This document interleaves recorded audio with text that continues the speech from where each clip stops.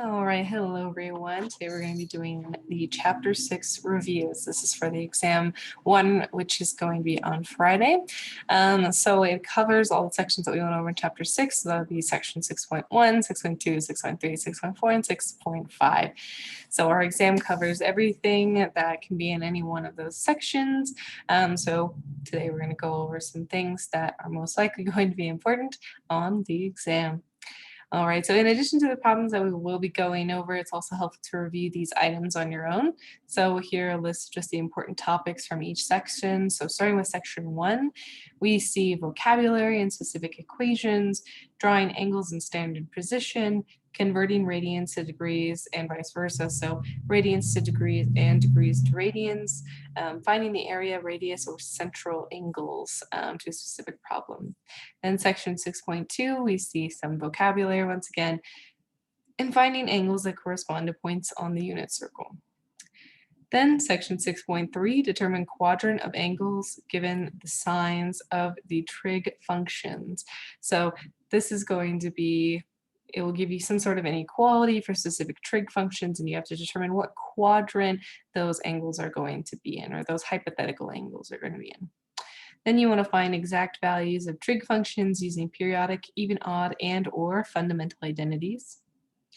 Section 6.4, vocabulary again. Then we graph sinusoidal functions, find sine and cosine equations from given amplitude and period, and find equations for sinusoidal graphs. So given the graph, find the equation.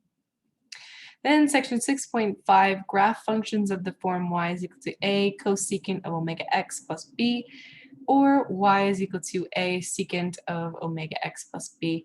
Then use graphs of trig functions to determine characteristics of a function. So these are all the things that are going to be really helpful to go over on your own. Just review them from our lecture notes and lecture videos. Please go over like the different problems and examples that we did in each one of our lecture videos. And then this review, and you should be set for the first exam. So, all right, getting started on our first question, section 6.1, we want to draw the angle at 620 degrees in standard position. So this angle that we're given, 620 degrees, we see that this is obviously more than 360 degrees. We know that 360 degrees is one revolution, so this angle that is asking us to graph or put in standard position is going to be greater than one revolution.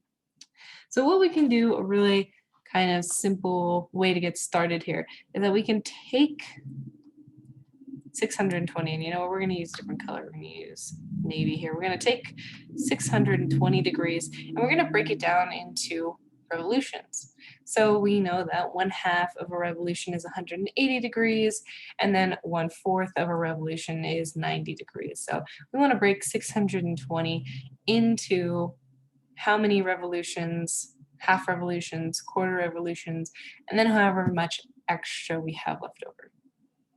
So 620 degrees is going to be equal to, we want to break it up into 360 degrees first. We want to deal with our one revolution. So this is going to be 360 degrees plus 260 degrees. So already we have one revolution. We want to break up 260 degrees further than that. So we have 360 degrees plus 260 minus 180, because that'll be our next set of revolutions there. Our 1/2 revolution, this will end up being 180 degrees plus 80 degrees. So what we have here is that we have one full revolution, and then we have 1/2 revolution, and 80 degrees does not even hit our quarter of a revolution value, so we just have 80 degrees left over. So we can say this is now our leftover. So now we have to estimate 80 degrees. So let's go ahead and kind of get started here. So we know that 620 degrees is going to require us to go one full revolution, 1/2 revolution, plus 80 degrees. So we always want to start at what we recognize as the value 0, 0 over here. Sorry, this is 0, 1. If we are paying attention to a unit circle, that value would be 0, 1. This would be 1, 0. This would be 0, negative 1. And this would be negative 1, 0.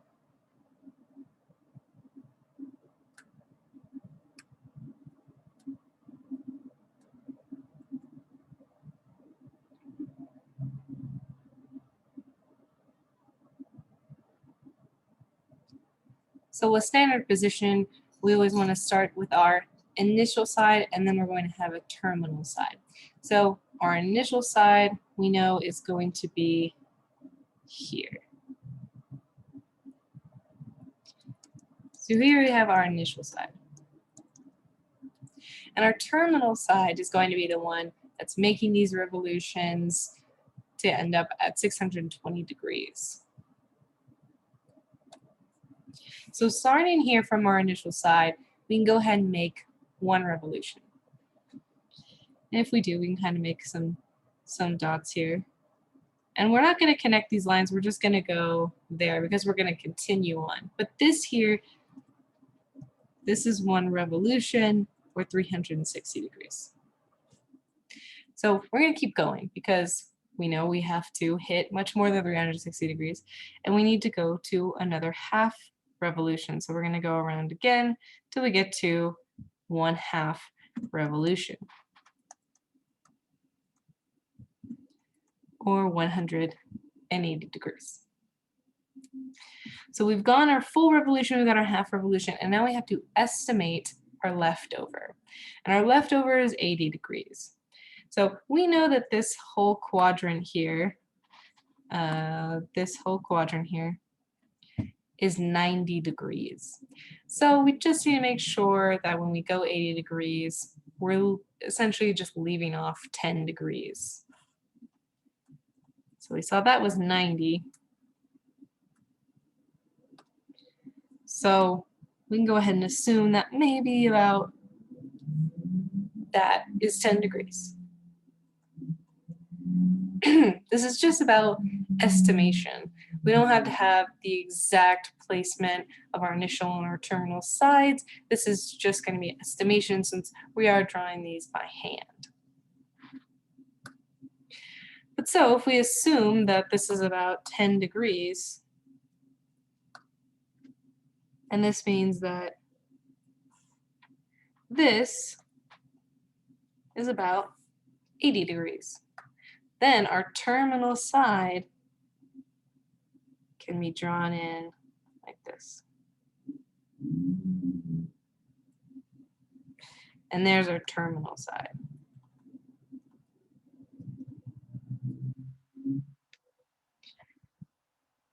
And there we have it. That would be our angle 620 degrees in our standard position. There's that 10 degrees there.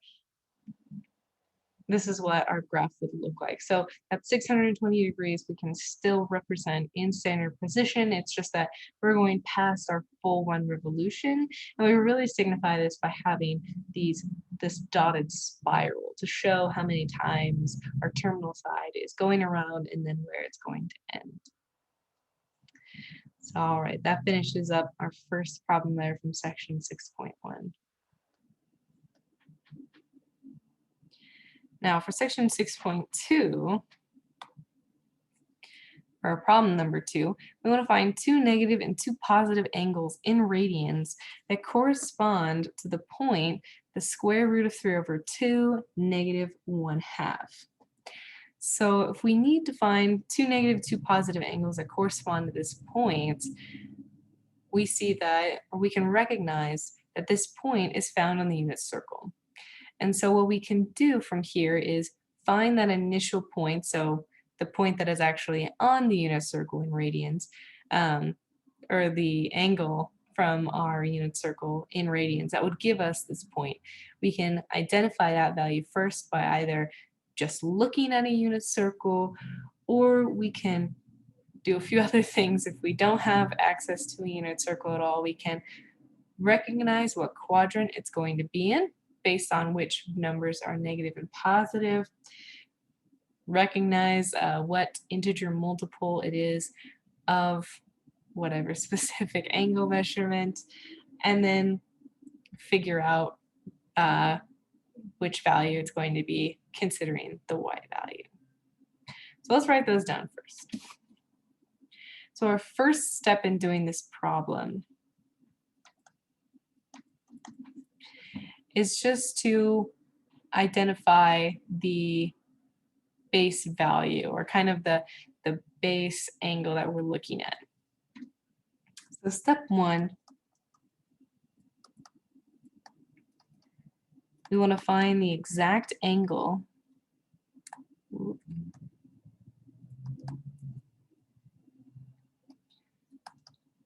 on the unit circle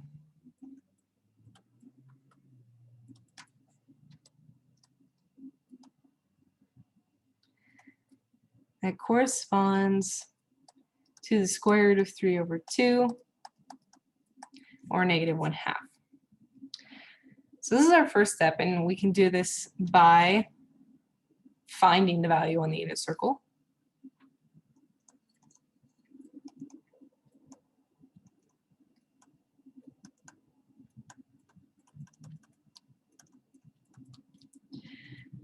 Or if we don't have a unit circle accessible to us, then we can go ahead and do some deduction.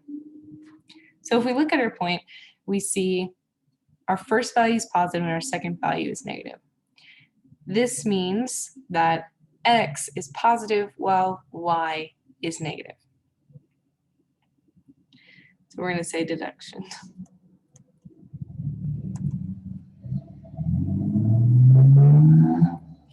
So from our points, we see x is positive and y is negative.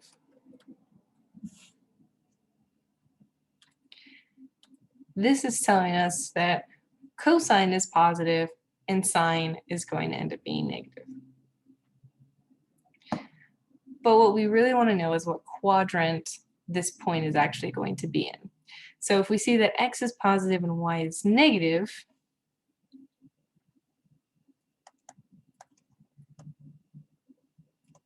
this means that our point is in quadrant 4. And we know it's in quadrant 4 because if we drew out, and this is a little makeshift version of our unit circle, if we draw out our xy plane here, we see that, we see that quadrant 1, quadrant 2, quadrant 3, quadrant 4. We see that in quadrant 1, both values will be positive.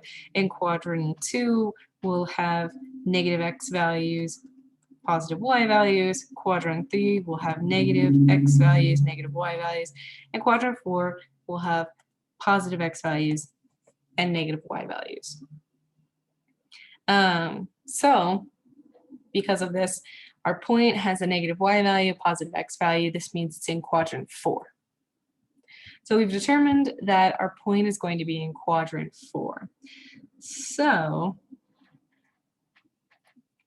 the next thing we want to do is recognize what integer multiple this point is going to be at. And one hint that we can have is that integer multiples of pi over 6 have positive or negative y values of 1/2. So this means that we can determine that our angle has to be an integer multiple of pi over 6 in order to have a y value of negative 1/2. So let's write that down. So our point is in quadrant 4.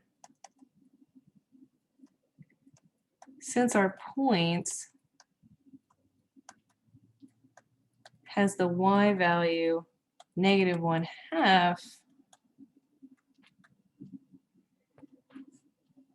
this means our exact angle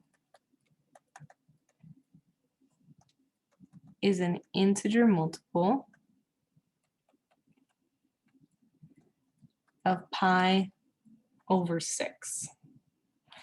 And we'll say, because, and we're going to write IM instead of integer multiples, it's just a little bit longer, right? Because of integer multiples of pi over 6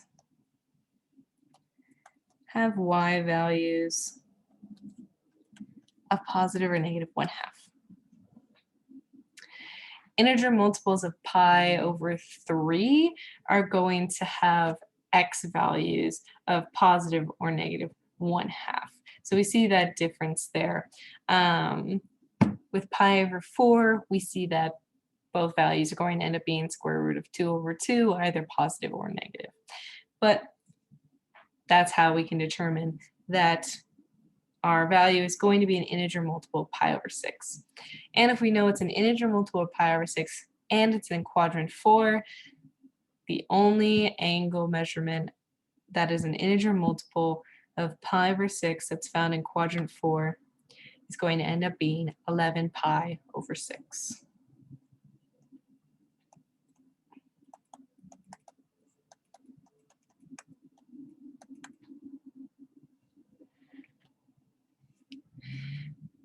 So we found the exact angle on the unit circle that corresponds to the point square root 3 over 2 over -1/2. If we had access to an image of the unit circle, this would be able to be found very quickly because all we would need to do is look for this point and then the angle that corresponds to it, it would have been labeled. But if we didn't have access to a unit circle of any kind, this is kind of how we would use deduction to go ahead and find that angle. So our angle is going to be 11 pi over 6. And now on to step 2, which we do not have much room for here. So let's go ahead and kind of scoot some of our problems down a little bit to create some more room. So we'll scoot this next problem down to about there. All right, so step 2. Let's see, where do we write this? Ooh. For step 2, now we actually want to, or we have to find more of these angles that would correspond to this point. So we already have one angle. We already have one positive angle, so this means that we need to find one more positive angle and 2 more negative angles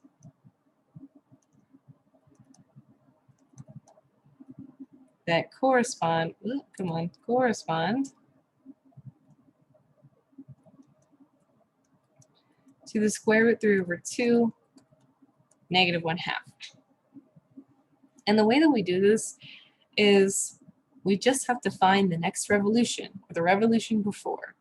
So since we found that the exact value or the exact angle corresponding to this point on the unit circle was going to be 11 pi over 6, this means that the only other angles that can also correspond to this point would have to be the revolutions or negative revolutions around, because we know that 11 pi over 6, according to the unit circle, is the only point that can correspond, or the only angle that can correspond to this point.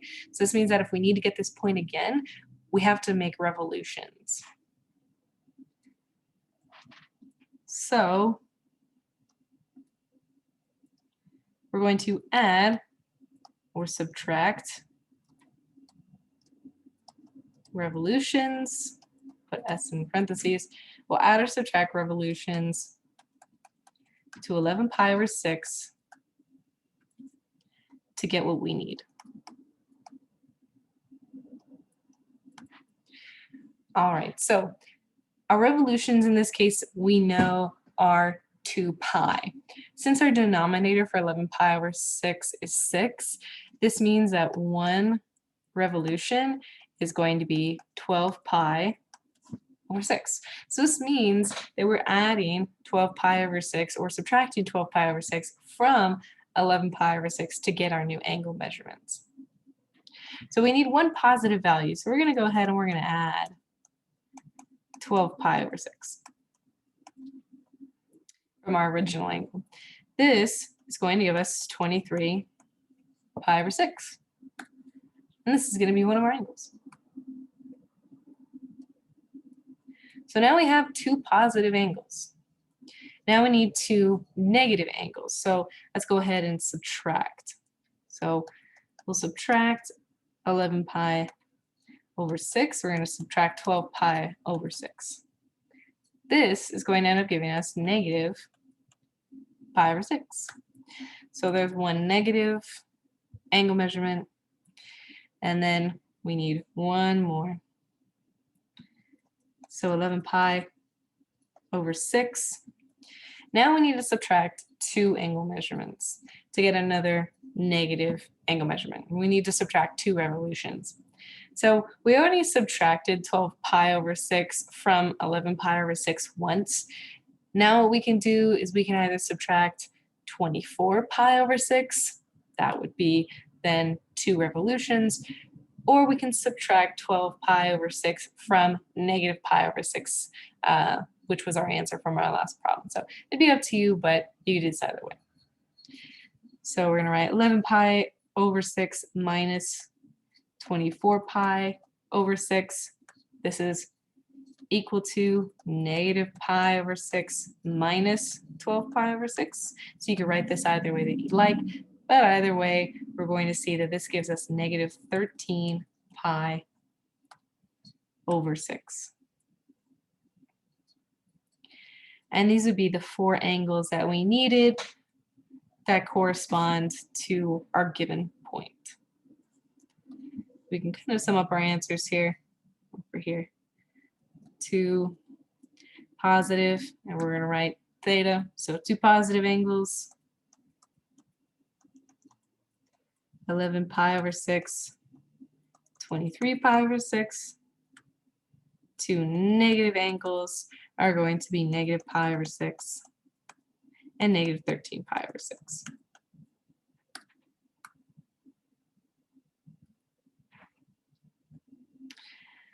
So there we have it. Another way you could see it be written is in a list format. So where you see a list begin with your 3 dots, and then we go from decreasing to increasing order. So from least to greatest. So then we would see a negative 13 pi over 6, negative pi over 6, 11 pi over 6, and 23 pi over 6. And then same thing, more dots there. So you can see your answers written in any way like this. So all right, that wraps up our problem 2.